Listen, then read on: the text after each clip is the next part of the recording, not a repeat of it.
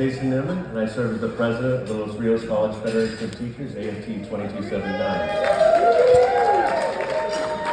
I am very proud tonight, on behalf of the CFT and my local, the LRCFT, to announce the winner of the Dean Murakami Racial, Social, and Justice Climate Award to Dr. James McKeever, president of the LA Faculty AFT 1521.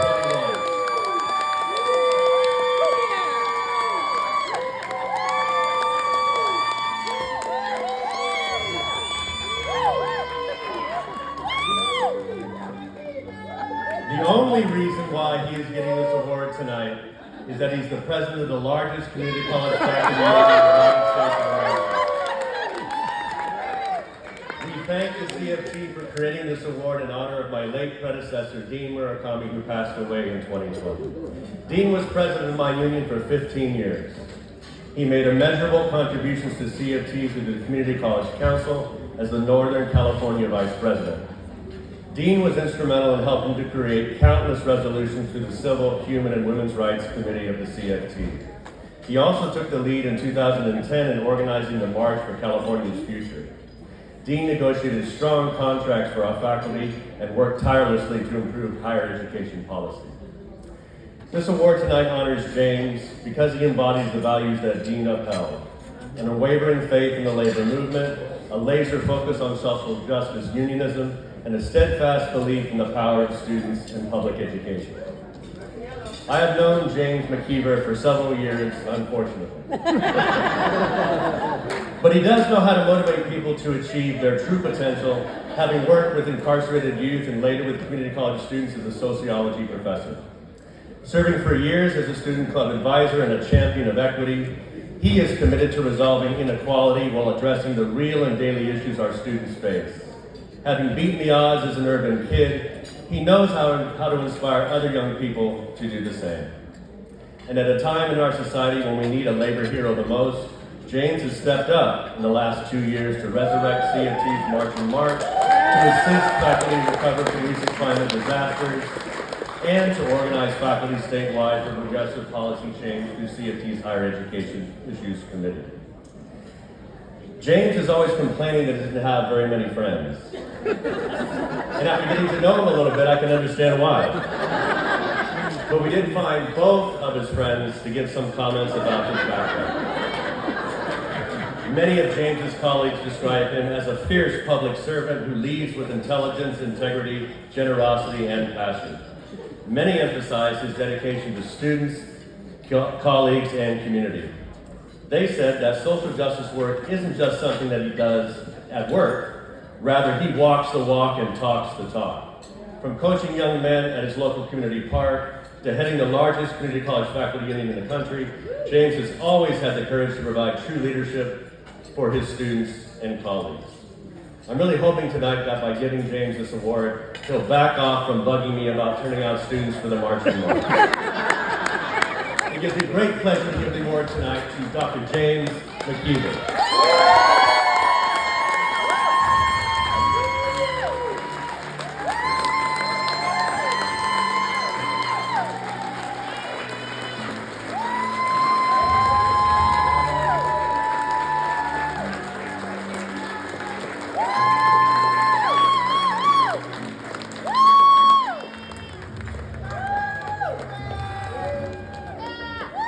Someone reminded me that I kind of roasted Jason the other night, and he might get me back for it. So yeah, I guess I have that shit coming, Jason.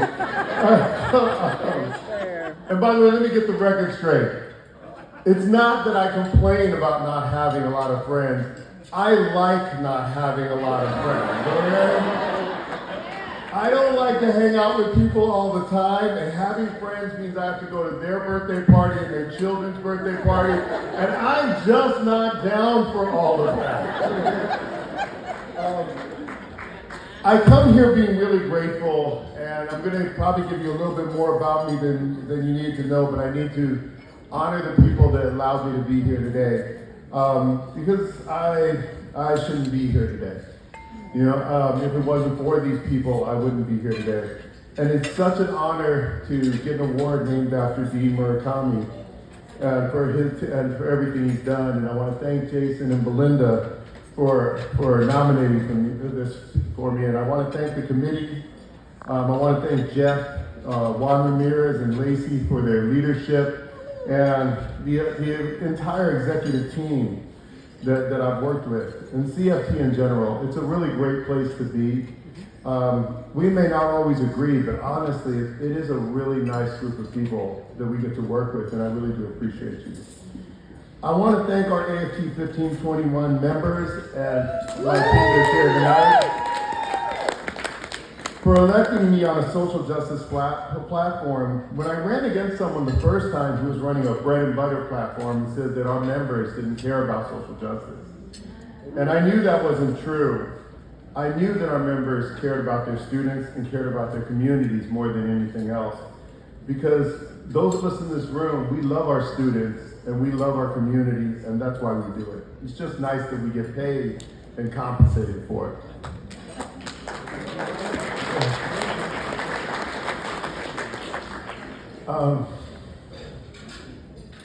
I want to thank my mom. She passed away when she was about 58 years old. She was an alcoholic, and she wasn't always the best mother, but I understood her later on in life as a woman who didn't get to live the life that she really wanted. It was a rough life for us as a family, and my mom didn't always deal with it the best. But my mother was an immigrant who came here at 12 years old as a refugee from Hungary. My father's black, my mother's white. And my dad didn't tell me much about what it meant to be black outside of growing up in Shreveport and telling me that when a white man walked up to you in Shreveport and said, called you the N-word, you had to bow your head and you had to say to him, I was a good N-word, you know. And my father was a rough man. He was a drug dealer. He was an enforcer for a group called The Family in Pacoima, where we grew up. And still, I saw him bow his head to white men my whole entire life, but to no one else. I also want to thank my brother Jimmy, who was the nicest person in my entire family, and too nice to be in that family. But if it wasn't for Jimmy, I wouldn't be here today, because he gave me the love I needed at times when no one else did.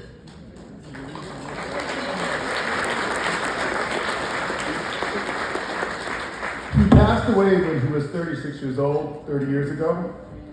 And I didn't realize how much this affected me until about 2 weeks ago, because only 2 weeks ago was I able to download and listen to Earth, Wind, and Fire again, because he introduced me to Earth, Wind, and Fire. I also want to thank my grandfather, who was a man who was an artist and a boxer who grew up on the docks in Hungary. He taught me how to fight, and back then I fought a lot. So he taught me how to box. He was an honorable man who always treated us fairly. But the difference in my life came around when I was 13 years old. I was running a gambling operation in my junior high. Me and my friend Albert Ellis. Now, by the way, I'm still in touch with Albert from junior high. And I just want to let you know, Albert runs the largest alcohol stripping service in Central California. So, Albert's still about the hustle, okay? But what happened was, when I was 13 years old, this guy named Bill Dusenberry, who's African-American brother at the park, asked me to coach. Now, kids didn't coach back then. And the park was mixed between white, black, and Latino. And the parents complained, particularly the white parents didn't want me coaching. I was a black kid with a big afro. They called me thuggish. They didn't know about the gambling operation, so I had no evidence of the thuggish behavior. I don't know what you were talking about. I left that stuff in the other place. But what happened was they called a community meeting, and what ended up happening was Bill asked me to go to the community meeting. And each one of them went up to a mic, and I was sitting next to Bill, and they talked about how they were going to pull their kids out if he allowed me to coach. He allowed them all to speak, and at the end of that moment, what he said to them was, if you want to get your money back, it's in this little box right here. I got your money and your checks here, but James coaches here from now on. No one had ever stood up to me like that. I appreciated Bill for that. And in that moment, I thought I have to be different. In that moment, I thought I have to do something to show Bill that his trust in me was worth it. And I started coaching. I've been coaching ever since. My son, I'm coaching his all-star game, and his all-star team, and I could not be at his game today. They won. He's the starting point guard. And I went on to community college, and that's how I got into sociology, was through a gentleman, my white brother from another mother, Chuck O'Connell. He taught me that, he got me from being a history major to sociology, and that's why I'm here today. I also want to thank my students. I love my students. I really adore them. I'm still friends with many of my students. The tattoos I have on my arm, where I wear my politics literally on my arm, is I have Malcolm X and bell hooks on this side, and a design I made for myself on this side. One of them they were both done by my former student, who was, him and his brother both took my class. They did a mural in my office. My students are amazing. And at one point, when I was at Pierce, I was the advisor at the same time of the BSU, MECHA, the Gay Straight Alliance, the Feminist Club, the Sociology Club, okay? And so on, right? Later, I became the mentor of a group called Latinos, Black, Latino, and Indigenous, looking at the outcomes for the people at the bottom of the socioeconomic hierarchy. And at one point during the George Floyd March, I was asked to write a George Floyd resolution. And me and Chris Strickland, we were asked to write this together, and I talked to Chris and I said, we got to do this from an intersectional perspective. And Chris agreed. So we wrote a resolution that did not just talk about how Black lives matter, but how Indigenous lives matter, how immigrant lives matter, and how queer lives matter, and how women's lives matter. I did receive some pushback from some faculty, African American faculty, who said, we asked you for a Black Lives Matter resolution. And I had to explain to them that the number one group of deportees were actually of African ancestry. They were from Cameroon and Haiti. I also had to point out that the number one group of people killed in the queer community are Black transgender women. Intersectionality keeps in mind that we have multiple identities. And that's really important to remember. And we have multiple alliances we have to think about. Most of all, I want to thank my wife, Rebecca, who couldn't be here today because of the game. My oldest son, Michael, I got a lot of kids, by the way. My oldest son, Michael, my son, Derek, my daughter, Maya, my son, Emilio, my son, Malik, and most of all, my youngest son, who, he thinks he's my favorite. He might be. I love that little guy. He's 12 years old. He's amazing. Miles. But I'm also grateful to be in this room with so many people who are prepared to fight for their students and their communities. And I know you're down for that, and I know you mean it when you say you want to make this world a better place. And that's what I'm really appreciative from all of you. We right now have a president who ran on the idea of make America great again. And I always ask this question of great for who? He wants to take us back to the 1950s, a time of segregation and lynchings. I always say that the only people who would want to go back to the 1950s are white, middle-class, heterosexual males. For the rest of us, the 1950s sucked. Yep. All right? Black people, we don't want to go back to segregated drinking fountains. All right? Latinos don't want to go back to the days when they were discriminated against and beat up for wearing zoot suits and those type of things as well. There's some people in the rockabilly movement, but they like the music and the cars, but hell no with the 50s itself. Women, we still had states in the United States where you could legally rape your wife because women were seen as property. You could beat your children and beat your wife and get away with it as long as you didn't leave a mark bigger than a thumb. And for gay rights, gay people were shoved so deep in the closet they couldn't see the door of the closet. So this is the America that some people want. And this is the America that we're fighting against in this room. In 1947, right here in the state of California, we desegregated the first schools with Mendez versus Westminster.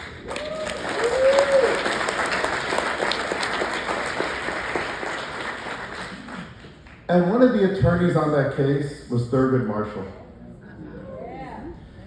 And Thurgood Marshall and the NAACP understood intersectionality. They understood the fight for desegregation for Latinos was also the fight for desegregation for African Americans. In 1954, we passed Brown versus Board of Education. And we also have to remember something. During the time of the Civil Rights Movement, Black people were Republicans. They were not Democrats. In fact, the Democrats were called Dixiecrats at the time. And what changed that was when Lyndon Johnson signed the civil rights legislation, after the pressure of not just Martin Luther King, but the pressure of Malcolm X. Because Lyndon Johnson did get caught on a mic in the Oval Office saying, if we don't deal with Martin, we're going to have to deal with Malcolm.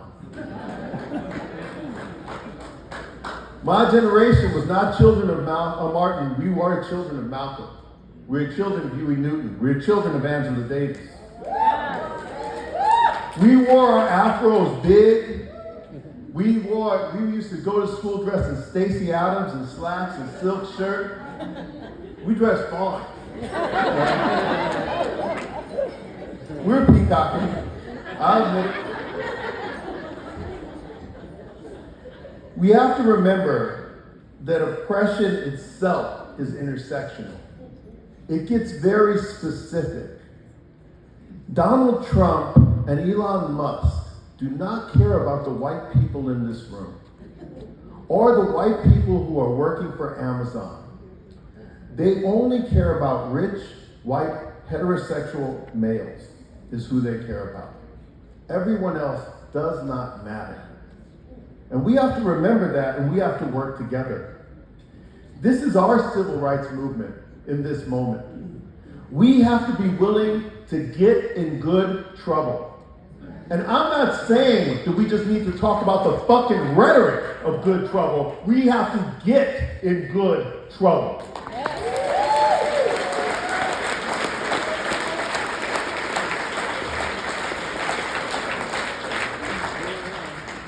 Do not invoke MLK's name any longer if you're not willing to get in that good trouble.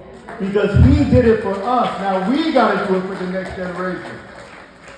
We must be willing to challenge not just the Republicans, but to challenge and lead the Democrats. The people who used to be the Dixiecrats, that are now the Democrats, we have to let them know they need to move to the progressive left. And we have to support them in moving to the progressive left.